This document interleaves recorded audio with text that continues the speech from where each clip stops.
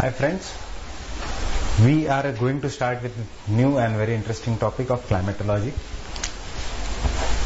That is the study of climate. Now I said interesting because as compared to the earlier topic what we have done, it is a very interesting topic. We have studied the geomorphology, but this climatology is a dynamic topic, it is an interesting topic and more interesting because we can understand this concept and relate it to our everyday life. So this study of a climate, the study of atmosphere and what are the changes in this atmosphere composes of the climatology. To give a brief idea how will our lecture series progress, we'll start from the structure of atmosphere.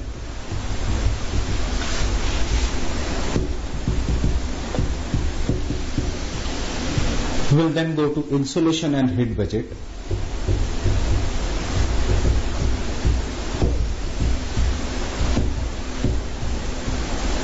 Then we'll do a small topic of temperature, pressure, resulting from the pressure system winds, humidity in the or moisture in the atmosphere, resulting into precipitation,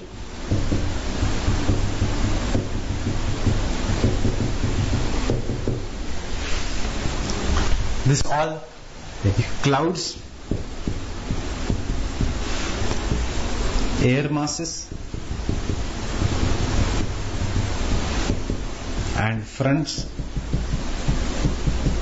and some of the atmospheric implications of this in the terms of cyclones, in the terms of anticyclones,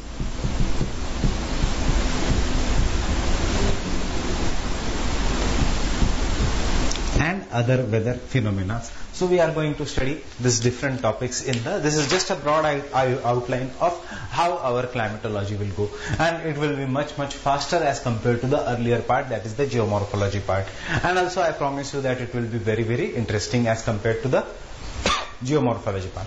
Now the best thing of climatology is, even in the examinations, climatology forms a more important part than as compared to the geomorphology, especially in the preliminary examination and even in the some mains examination.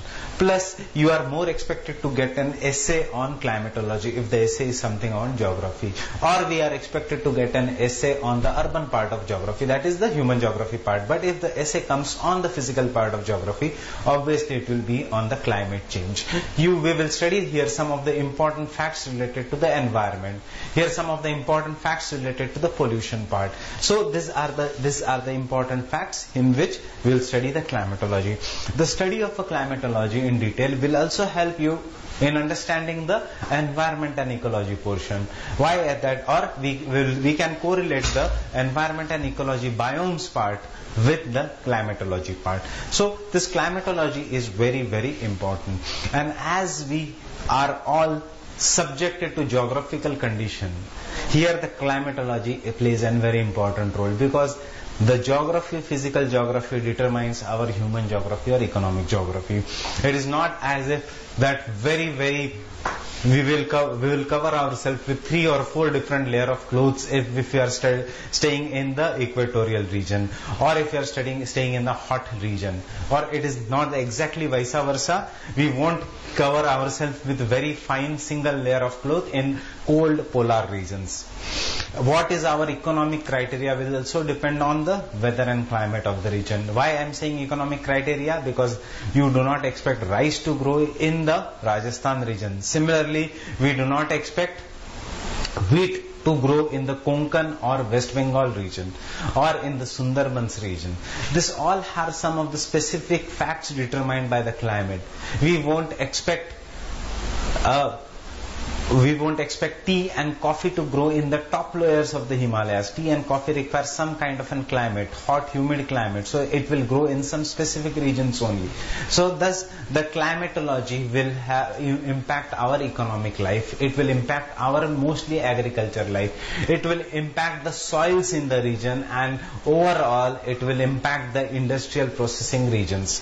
So this climatology First, we'll start from the simple topic, that is the study of the atmosphere and what are the different kind of structures of the atmosphere.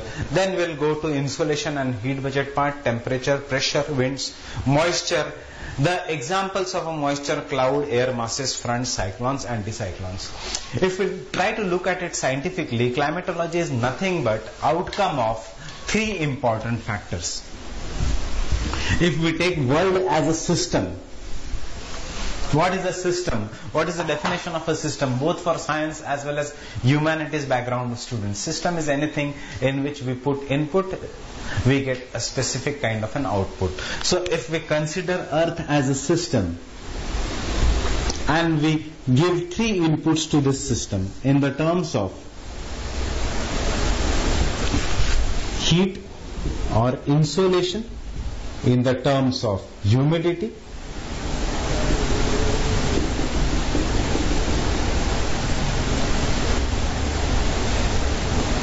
and in the terms of pressure.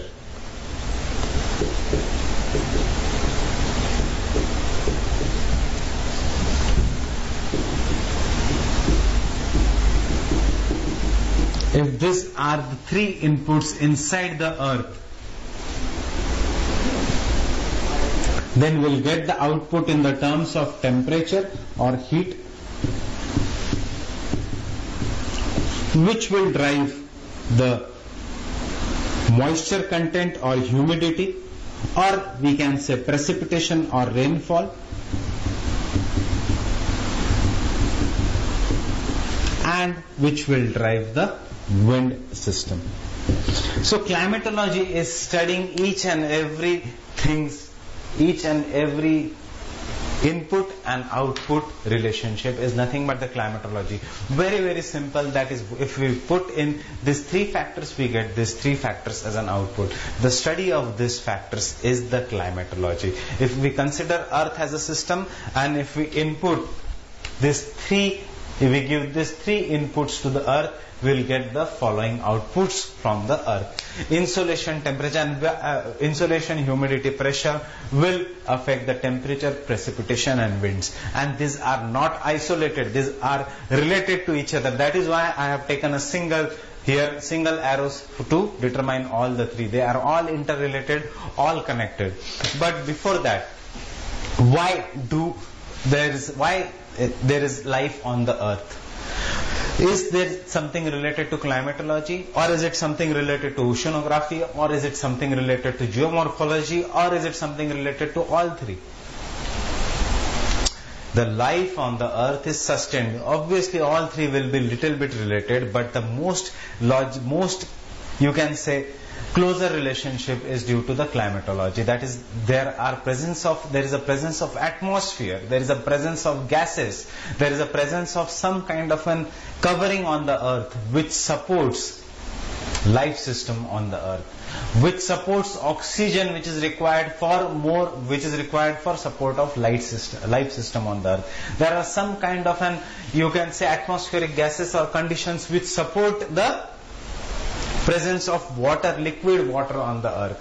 And the presence of liquid water is one of the most important necessity for sustaining life on the Earth. In fact, what we are doing, we are sending Kepler telescope, we are sending the Kepler in the outer zones and finding why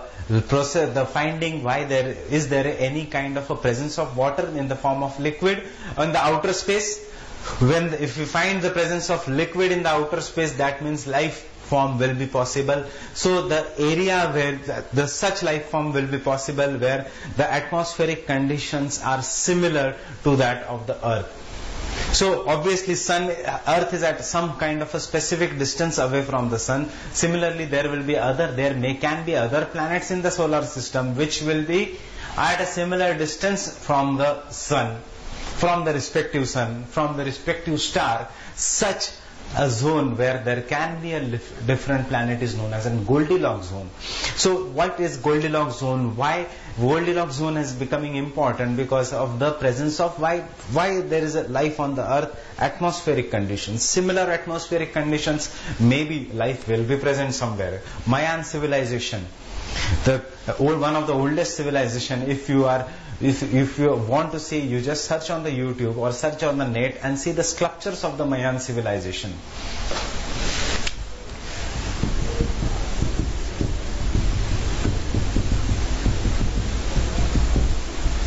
You will see, you will be surprised to see that the Mayan civilization have sculptures which show Mayan civilization was in before Christ, some 100 or 1000 years exactly, I don't remember the date, 1000 years before Christ, Mayan civilization. But the sculptures of this, one of the oldest civilization, show the astronauts and show the sculptures show as if the extraterrestrial life was possible. Structures show the presence of a rocket system there.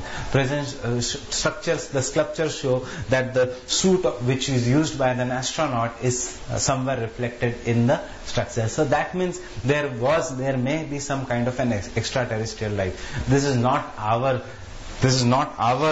you can say, we are not concerned with this because this is now out of the syllabus. So I will come to it later on where we will be discussing solar system, that is at the end last part of our lecture series.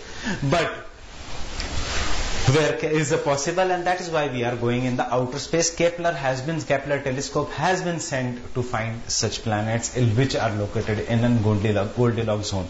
But before that, we will start with some of the basic part of climatology, that is atmosphere. Why Goldilocks zone? Because such kind of an atmospheric conditions should be present. So what is this atmosphere? If there is such kind of an atmospheric conditions, then only the life will be possible. So what is an atmosphere?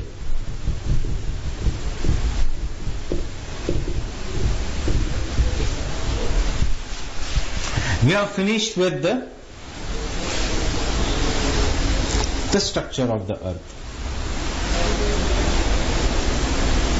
Presence of land on the surface of the earth, that is this part. And because this is geography, we have gone not too much deep inside the interior of the earth. We have just did some part of the interior of the earth. But so the land is surrounded what we call as a geomorphology or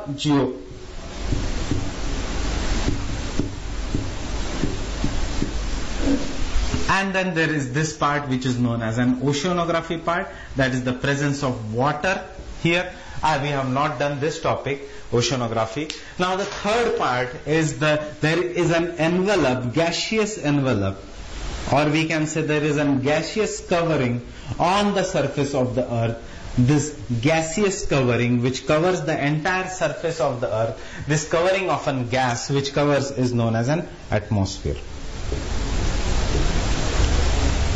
So what is an atmosphere?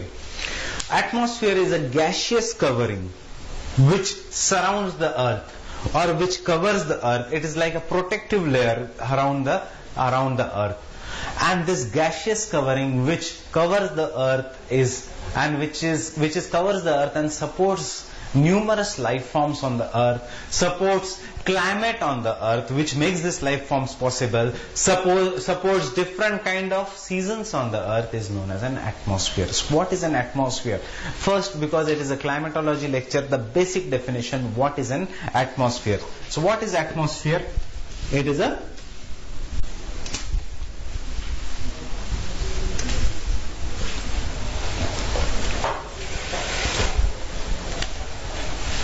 atmosphere, we can write the definition as a thick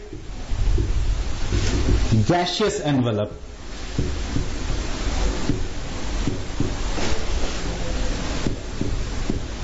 which surrounds the earth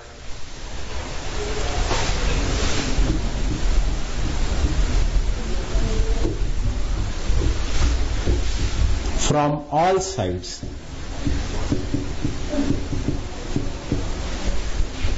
Is known as an atmosphere. Now why it is just surrounding the earth, or why the atmosphere is, that is what is an atmosphere? If this is an earth, a gaseous covering, a gaseous envelope which surrounds the earth is known as an atmosphere. Why there is a gaseous envelope like this? Because it is attached to the surface of the earth by the force of gravity. So this is half incomplete definition. The thick gaseous envelope which surrounds the earth from all sides and which is attached to the surface of the earth.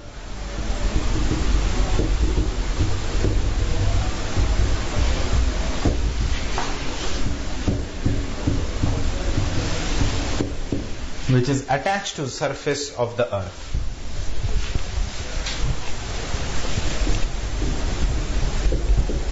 By gravitational force.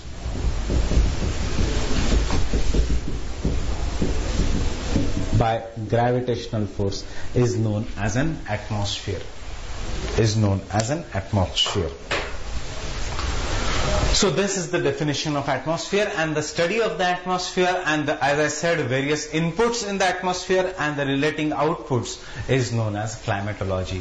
And in last part we will study the effects of nowadays very important question from an important component. Even if you are a world citizen, Indian citizen, world citizen, and responsible, or you can say thinking person, or you are an student of UPSC, climate change is an effect, is one of the most important topic which you should know. So that will come at the end part. First, the study of an atmosphere. A thick gaseous envelope which surrounds the earth from all sides and which is attached to the surface of the earth by the gravitational force is known as an atmosphere. Now what is the importance of this atmosphere?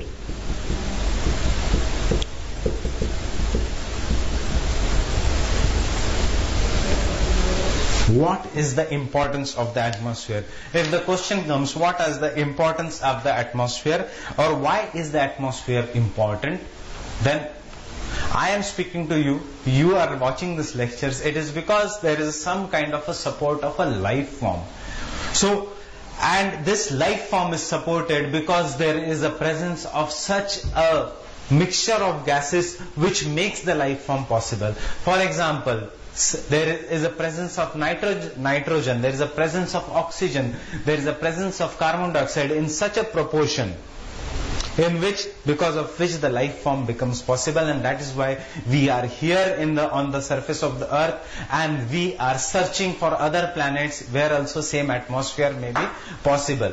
But what is the first thing, what is the first important importance of the atmosphere? It supports the life form on the earth, what we call as an biosphere, or we call it as an biospheric ecosystem. Why biospheric ecosystem? Because we do not live in isolation. For people who are living on this, you are watching the lecture, I am giving here the lecture, I am interacting with you. So the interaction between the human beings.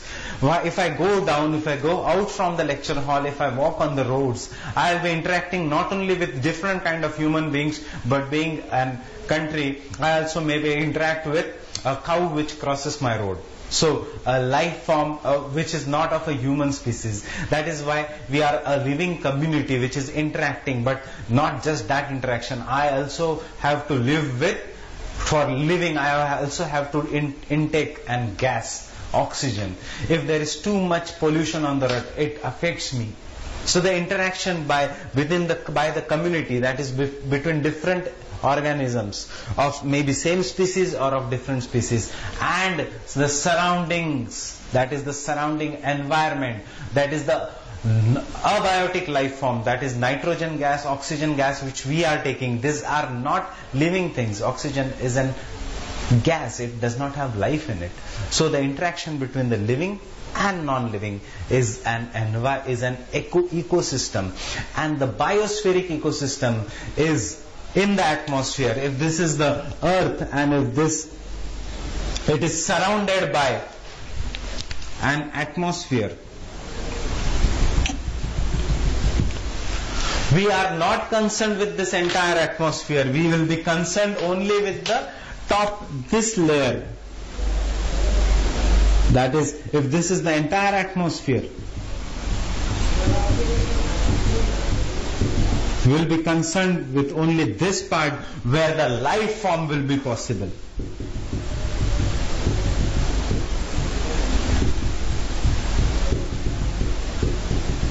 Why the life form is possible? Because the conditions are such that the interaction of human beings, interaction of living beings along with the non-living beings makes this life form possible. So this is known as an biospheric ecosystem. So what is the importance? One of the first importance of an atmosphere is it provides the necessary gases which supports the life on the surface of the earth. Provides all necessary gases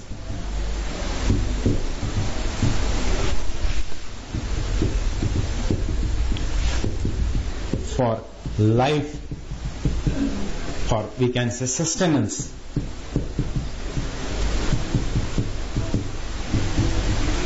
of life on the surface of the earth.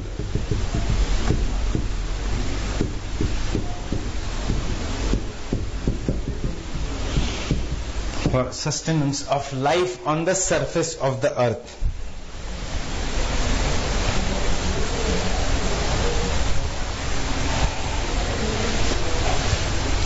So had there been no atmosphere on the surface of the earth, what would have happened?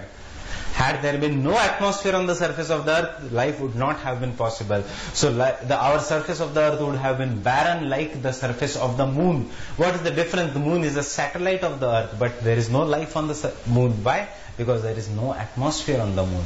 In the absence of atmosphere,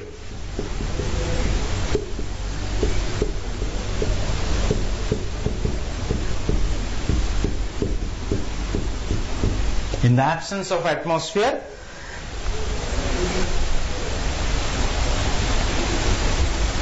life on the earth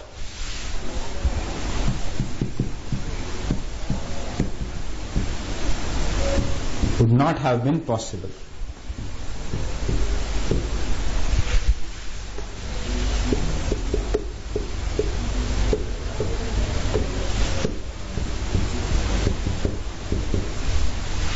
Would not have been possible. That means biospheric ecosystem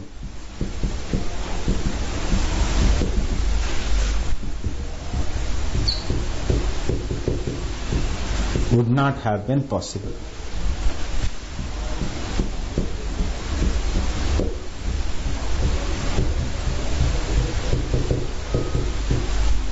This is the first importance of the earth, so of the atmosphere. The second importance of the atmosphere, I am rubbing this definition. The second importance is,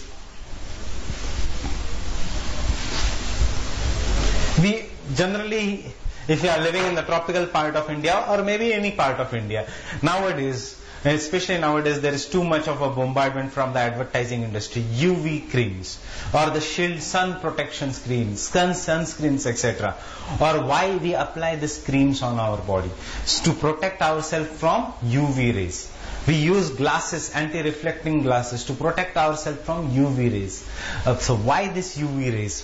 Because the sunlight also contains infrared and UV rays. It is the presence of ozone layer in the topmost layer of the atmosphere which protects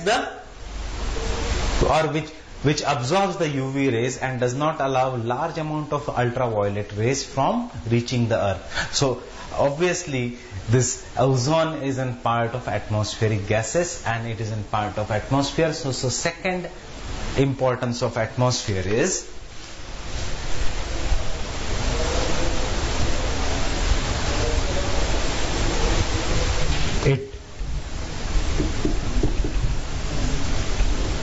it does not allow harmful ultraviolet rays. It does not allow harmful ultraviolet rays to reach the Earth's surface.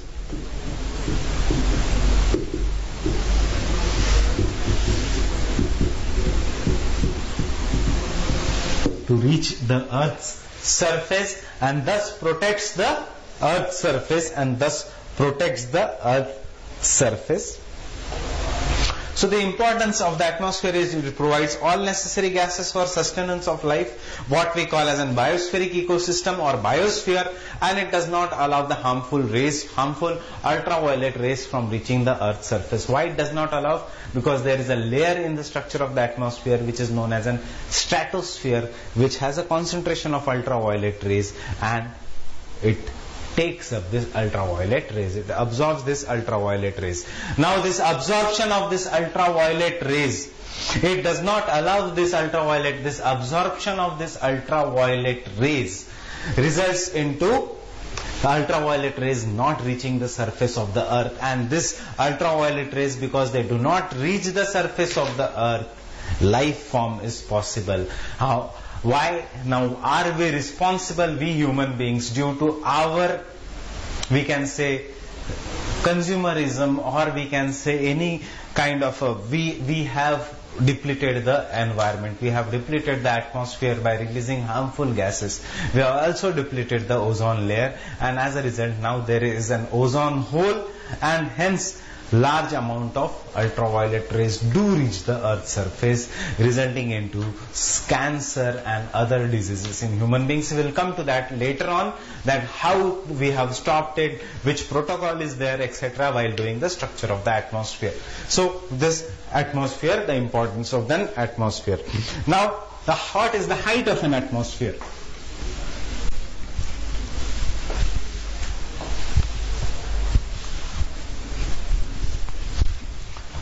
What is the height of an atmosphere? You look up in the sky, you will see the sky. What is the exact height of the atmosphere? Is there any different layer? Or when we look at the horizons, do we see colorful bands representing different height of the atmosphere? No. The height of the atmosphere is actually, we don't know the exact height of the atmosphere.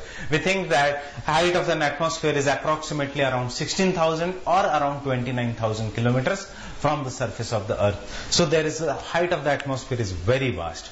But we are not concerned. Can you go up in the sky and live at the height of 16,000 kilometers or 29,000 kilometers or even 1,000 kilometers? Can you go and settle on Mount Everest? No. It is very difficult. Siachen Glacier, the government of India spends so much, large amount of budget is spent to support the soldiers which are present on the highest battlefield in the world, that is the Siachen Glacier. See, look, Google or see in your atlas, what is the height of a Siachen Glacier? Is it 1,000 kilometers away, or it is 1 kilometer away, or it is 10 kilometers away from the surface of the Earth? We cannot. It is only the lower part of the Earth which supports the life form. So, if the height of the atmosphere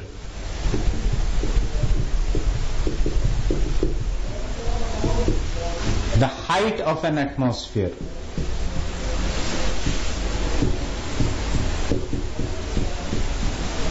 is between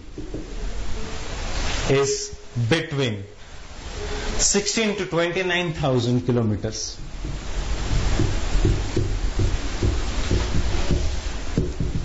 To 29,000 kilometers from the surface of the Earth.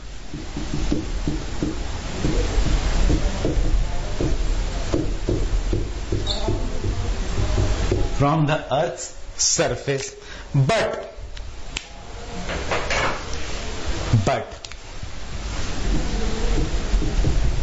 as I said, we are concerned with only the major part of the atmosphere. As you are going away from the atmosphere, see, what happens if you go to Leh Ladakh region? What happens if you go to the mountainous region? Is there too much of oxygen in the atmosphere, or is there a decrease in the oxygen?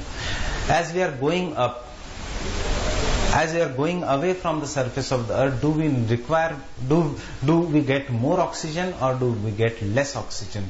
Mountaineers, climbers, people who climb the highest mountain, do they carry oxygen cylinders along with them, or do they practice high breathing? Or recent in the news, Amarnath Yatra, is everyone allowed for Amarnath Yatra, or is there a medical checkup?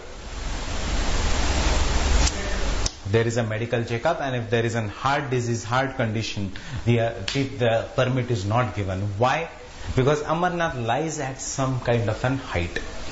As you are going away from the surface of the earth, if this is the surface of the earth, height of an atmosphere is around 16,000 kilometers, no doubt about it. But if you are going away from the height, from the surface of the earth, the density of the air goes on decreasing. The air is becoming less and less dense. It is becoming rare or rarefied.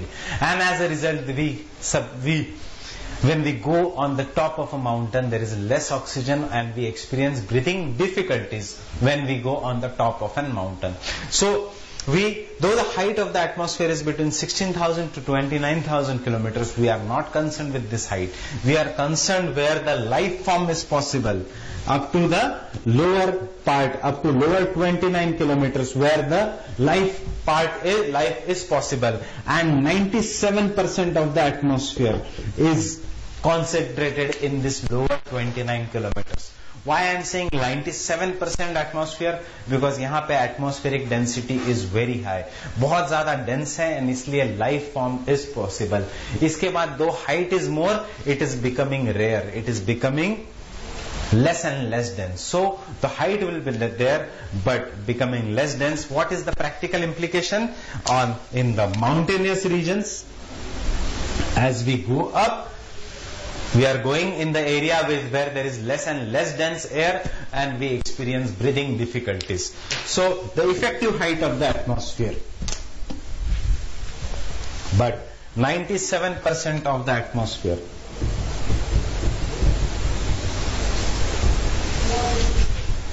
But the 97% of the atmosphere is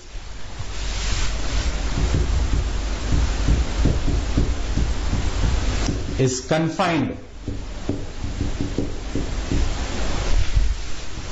to height of 29 kilometers. And 50% of the atmosphere. And the 50% of the atmosphere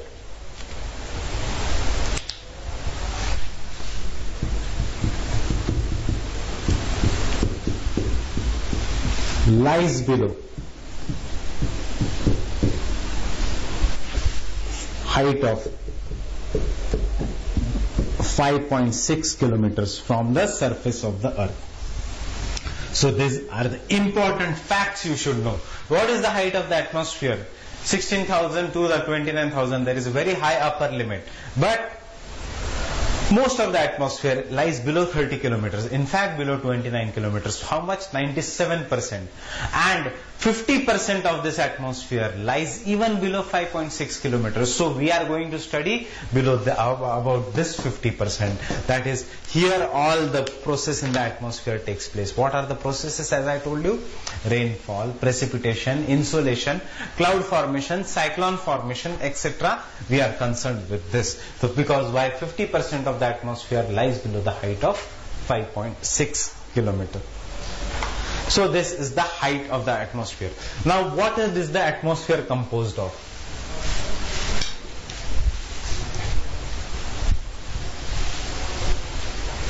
If you go out and take an open air, what will be the composition of the atmosphere? Composition means what is the atmosphere made up of? We know that the atmosphere is made up of gases. Because we sweat, we know that the atmosphere is made up of water vapor. And because there is dust particles, and when the sunlight enters the dark room, you can see large amount of dust particles being suspended in the air. We know that the atmosphere is made up of particulate matters or small tiny dust particles. So what is the composition of atmosphere?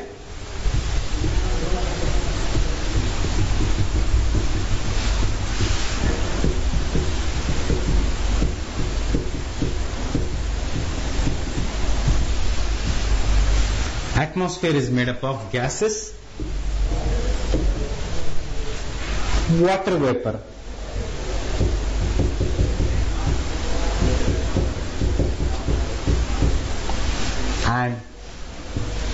and lastly particulate matters or small tiny particles.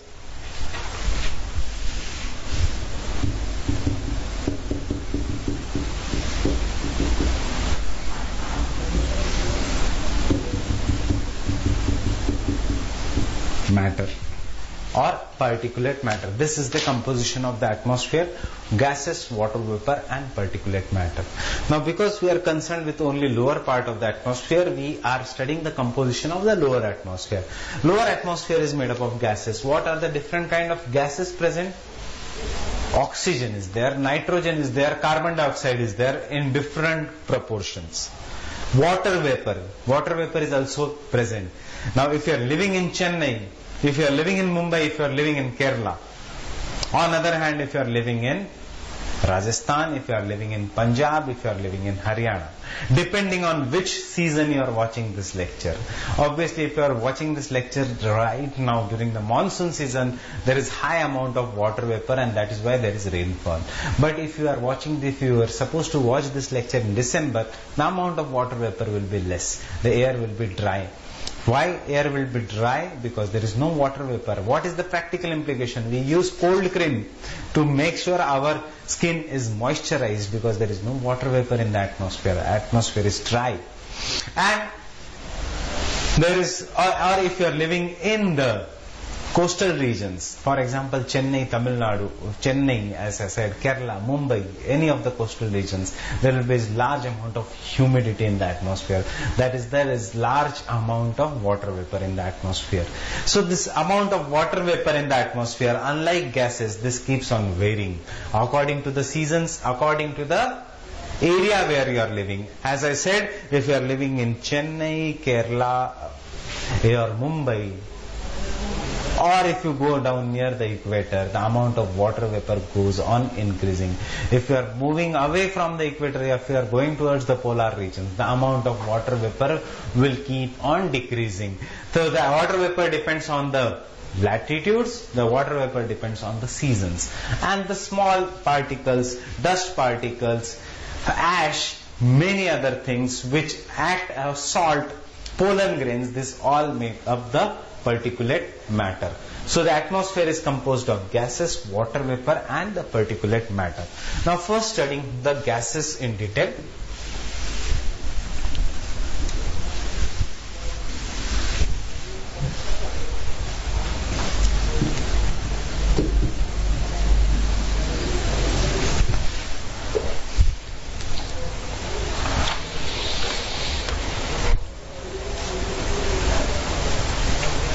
If we study the gases in detail, our atmosphere is made up of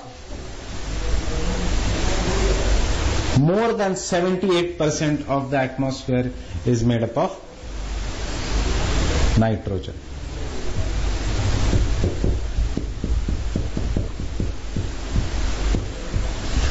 %21% of our atmosphere is made up of oxygen.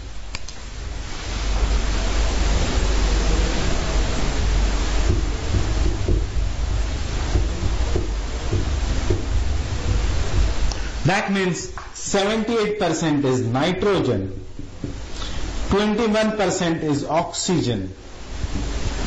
Can we say 99% of atmosphere is made up of nitrogen and oxygen. 99% of our atmosphere is made up of oxygen and nitrogen. The remaining gases are argon,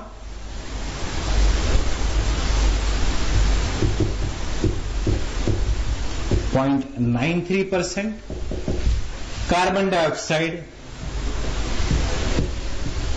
0.03%. See how less is the carbon dioxide, and still we talk much more about carbon dioxide rather than oxygen. And the maximum gas which is present is nitrogen, and there is no mention in the nitrogen in our daily life. We are concerned with carbon dioxide. Why? Because though the carbon dioxide consists of only 0.03% naturally, it is human beings through our economic activities, through our industrialization, we have increased the carbon dioxide percentage by around around 25% in the recent past. That is, after industrial revolution, we have pumped carbon dioxide in the atmosphere, resulting into what we call as a phenomena known as, what is the name of the phenomena? Global warming, climate change, because the carbon dioxide acts like a greenhouse gas. That means it allows the sun's radiation to enter the earth, but it does not allow the radiation after entering the earth to escape away from the earth. So it is transparent to incoming solar radiation, it is opaque to outgoing terrestrial radiation. Such kind of a gases which allow the sun's rays to enter the earth. After that, earth gets heated up. Earth also gives radiation, because any heated body will give away the radiation. Earth also gives away the radiation, but such gases which do not allow the earth's radiation to escape the earth is known as greenhouse gases. Carbon dioxide is one of the greenhouse gas, and because industrial revolution, vehicular exhaust, many things release the carbon dioxide, we blame carbon dioxide a lot. Kyoto Protocol is for reduction of a carbon dioxide. Climate change is concerned with mostly with reduction of greenhouse gases, but the main we are talking is carbon dioxide, because we have pumped carbon dioxide more. Though still methane, carbon monoxide are other greenhouse gases. And so water vapor also acts like a greenhouse gas. That is, if there is too much humidity in the atmosphere, pasina kab aata hai? Not when there is a cold climate. You feel sweating, you feel sweaty, you feel humid if there is a hot climate, June, July, August. That is, this is the area when you feel too much humidity, you feel uneasy. If during the April and May season, even the temperature is very high, but still you can sit under the fan or cooler and you will still feel better. But if you put on your cooler, if you put on your fan, if you put on your cooler during the month of June, July and August, the room will become unbearable. Why? Because too much humidity will be there. Too much humidity is not possible, is not conducive for human life, because humid water vapor also acts like a greenhouse gas. So coming to that later on, we'll do it. So composition of the atmosphere. Atmosphere is composed of 78% nitrogen,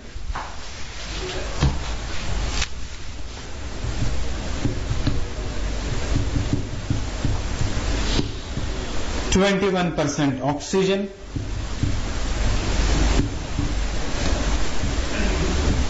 0.93% argon, 0.03% carbon dioxide, 0.03% carbon dioxide, 0.02% neon,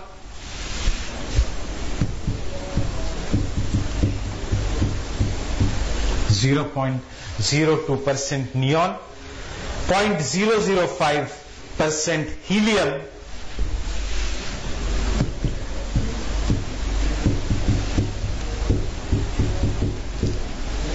0.005% helium,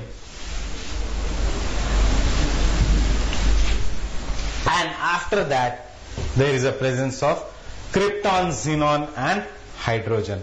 After that there is a presence of krypton, xenon and hydrogen.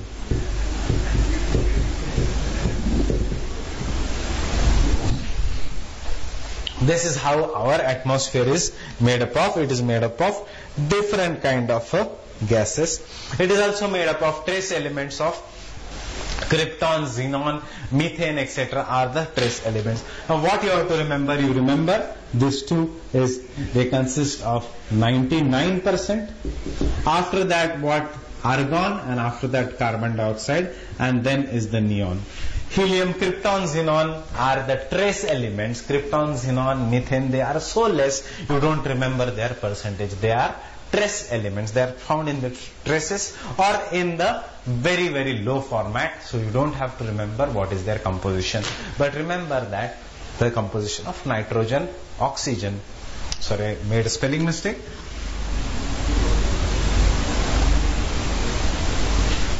Oxygen is the main, these are the main elements. Out of that, carbon dioxide is most important. Why it is most important? As I told you, we talk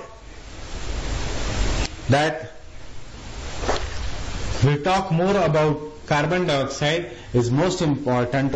Why it is most important? Because it acts like a greenhouse gas.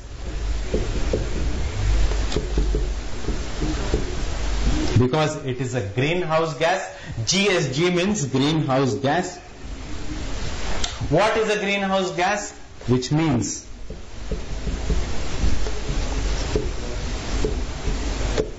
it is transparent to incoming solar radiation, while it is opaque to outgoing terrestrial radiation.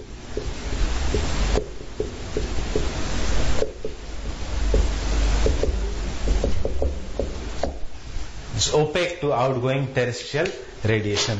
What does this mean? This means that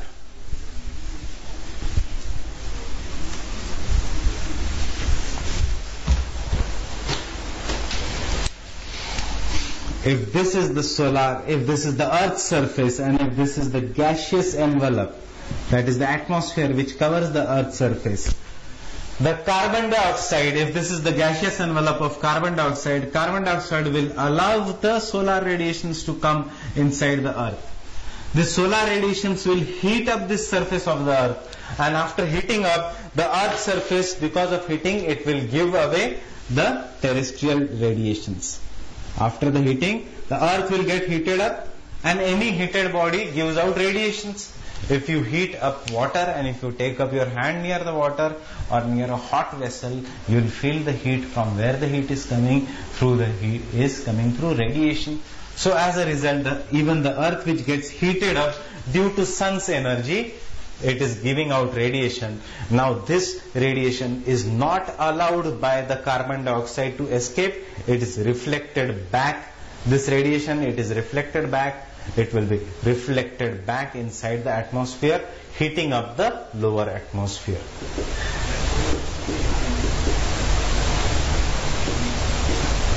Such effect is known as an greenhouse effect. So it is transparent, carbon dioxide or any greenhouse gas, it is transparent to incoming solar radiation. Now look at this figure. The incoming solar radiation, if you remember physics, if you remember your school days, any heated body which is having very high heat, it gives away radiations in the form of short waves. While a body which gets heated up, which is having less heat, gives out radiations in the form of long waves. So sun, what is more hot, sun or earth? Obviously sun is more hot, and therefore the solar radiations are in the form of short waves, while the terrestrial radiations are in the form of long waves. So can we say that greenhouse gases are transparent to incoming short wave radiations? Solar radiations, short wave radiations. So they are transparent to short wave radiations while they are opaque. That means allowed nahi karte jana bahar. So they are opaque to long wave radiations. So what are the greenhouse gases? Because it is a greenhouse gas. What does the greenhouse gas means? Which is transparent to incoming solar radiation, which is a short wave radiation, while it's opaque to outgoing terrestrial radiation, which is a long wave radiation. एक याद रखना, body like sun which is having very very high temperature will always emit short wave radiations. Okay, मैं ये insolation में फिर से करूँगा. These are known as greenhouse gases. That's for because it is a which means it does not allow the terrestrial radiation to escape, resulting into heating up of the lower atmosphere. Therefore,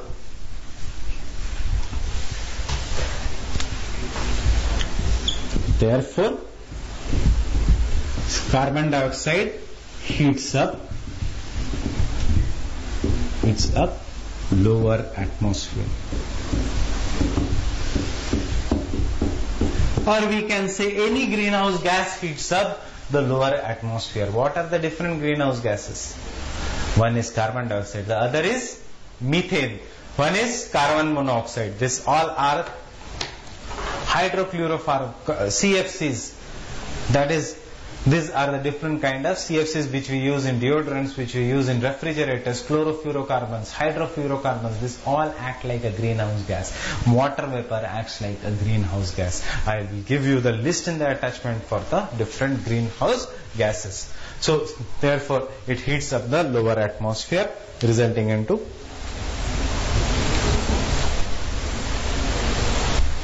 why are we concerned? Economic man. Economic man means industrialized and economic man who engages in economic activity has increased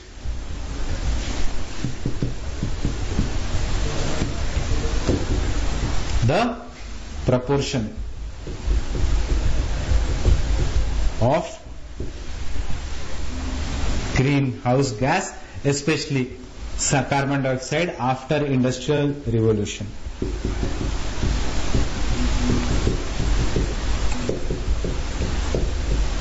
Resulting into global warming.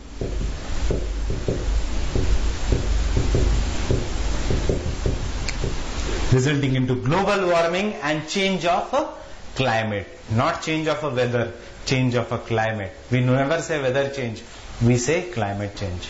Okay, and if you want to go for a picnic, what you see?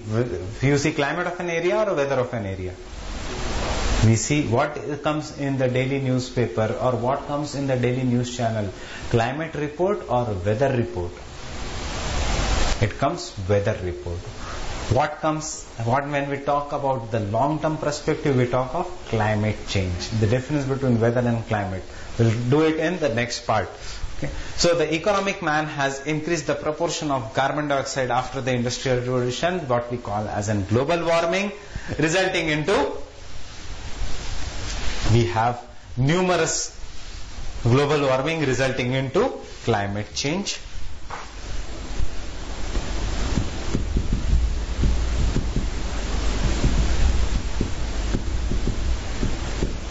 Now, to stop the climate change, what we had? Kyoto Protocol.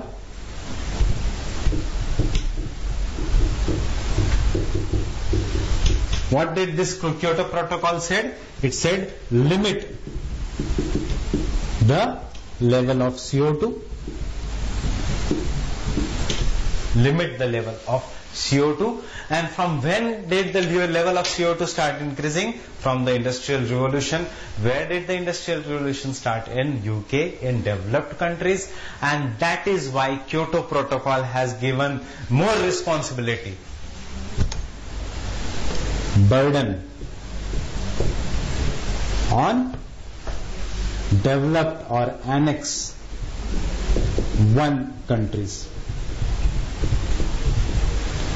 Annex 1 countries, which are, that means developed countries.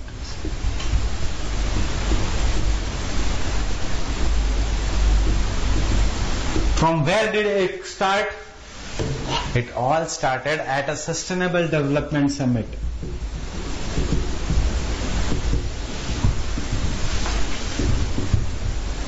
Or Earth Summit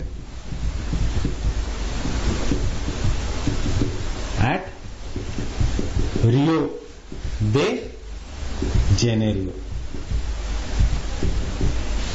in Brazil.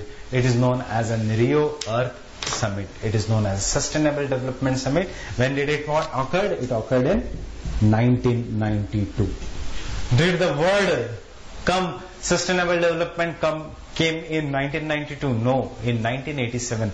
I am not going because we are doing it as a separate topic. But CO2, lowering of the Earth atmosphere, it hits up the lower atmosphere. Why? Because of industrial revolution resulted into climate change, and to stop that we had a Kyoto Protocol.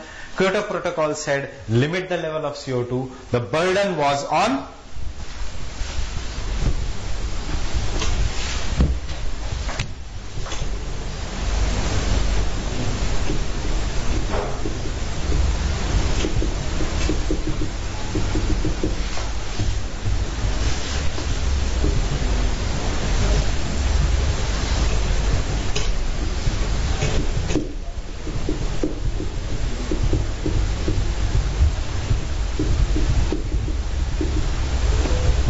Annex 1 countries.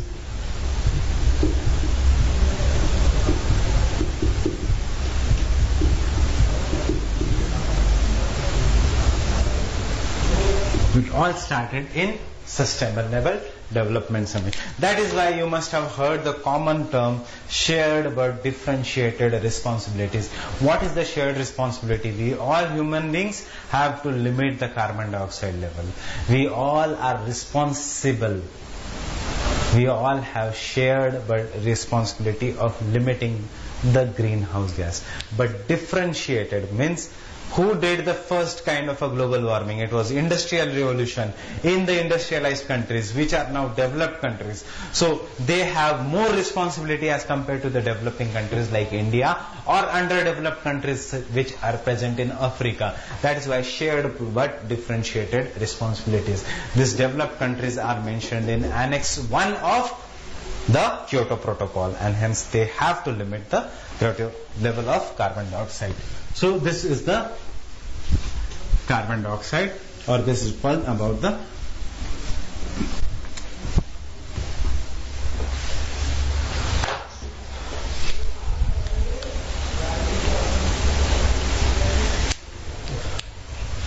we were doing of the composition of atmosphere gases, then we went to carbon dioxide, come back to the composition of atmosphere. The second important component of atmosphere is water vapor.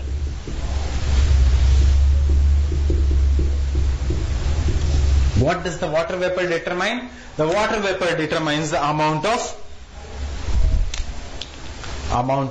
humidity in the atmosphere.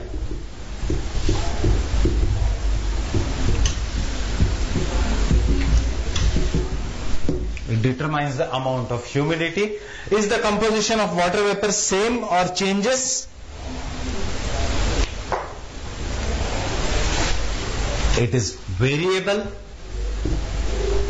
Amount of water vapor keeps on changing.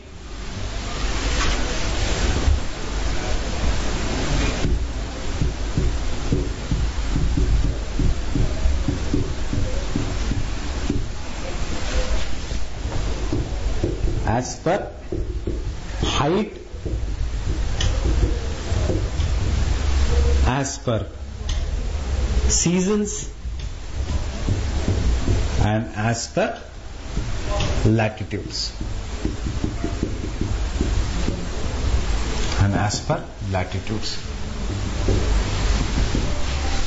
So the amount of water vapor is not constant, it changes as per seasons, as per height, and as per latitude.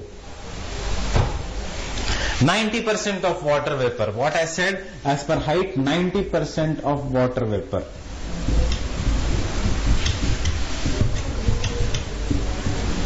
is found up to height of 5 kilometers. Beyond 5 kilometers not much water vapor is found. Water vapor जितना आप नीचे हो जमीन के पास उतना ज़्यादा water vapor will be available. The more you are closer to the sea level, more amount of water vapor. If you go high above in the atmosphere, the amount of water vapor decreases. इसलिए जितना आप जमीन से दूर जाओगे उतना means the more higher you go up from the sea level, the amount of water vapor will decrease. Water vapor की मात्रा कम होगी, and as I told you, water vapor acts like a greenhouse gas. So maybe क्या hill stations are cooler because water vapor is less? Is this one of the reason? I am leaving it to you. We'll come to that in the further part of the lecture. So the 90% of water vapor is found in the up to a height of 5 kilometers. As you are going up from the sea level, the amount of water vapor decreases. Then how does the season affect the water vapor? The water vapor is present in more amount of moisture during summer seasons.